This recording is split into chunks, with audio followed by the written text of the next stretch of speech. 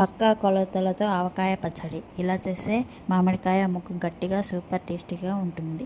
వేసవి కాలంలో అందరూ ఇష్టంగా చేసుకునే రుచికరమైన పచ్చడి ఆవకాయ పచ్చడి. ఇంట్లో తయారు చేసుకునే రుచికరమైన మరియు దీర్ఘకాలం నిల్వ ఉండే ఆవకాయ నిల్వ పచ్చడి ఎలా చేయాలి? పక్కా కొలతలతో మామిడికాయ నిల్వ పచ్చడి ఇలా చేస్తే సూపర్ టేస్ట్ ఉంటుంది. సింపుల్ టిప్స్తో తెలుసుకుందాం. ఫస్ట్ ఆవపిండి 1 కప్పు అంటే 100 గ్రాముల నుంచి 120 గ్రాములు తీసుకోవాలి. కారం పొడి 1 కప్పు, మంటకు తగ్గట్టు సర్దుబాటు చేసుకోవాలి.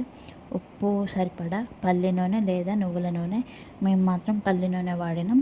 వెల్లుల్లి రెబ్బలు 1/2 కప్పు లేదా మన ఇష్టాన్ని బట్టి. మెంతులు 1 టీ స్పూన్ తీసుకొని. తయారీ విధానం.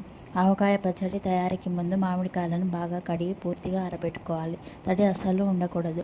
చిన్న చిన్న ముక్కలుగా కోసి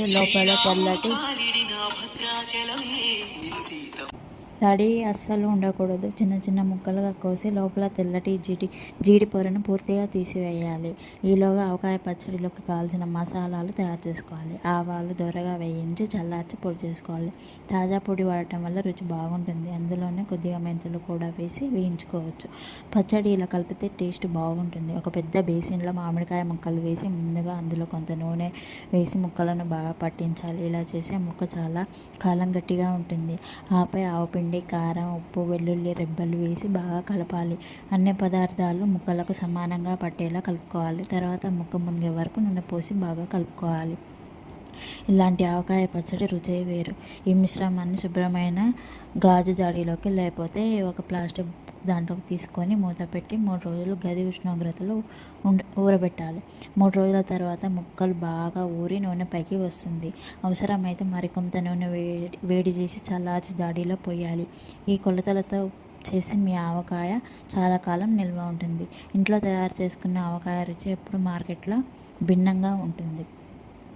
ఆవకాయ పచ్చడి పెట్టేటప్పుడు ముఖ్యమైనవి పాటించాల్సినవి: మామిడికాయ ముక్కలు పూర్తిగా పొడిగా ఉండాలి. తడి ఉంటే పచ్చడి చెడిపోయే అవకాశం ఎక్కువగా ఉంటుంది.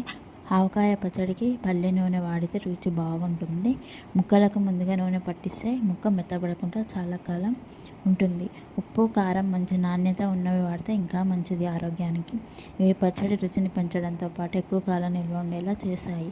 ఆవకాయ పచ్చడి జాడీని ఎప్పుడూ తడి స్పూన్తో తాకకూడదు.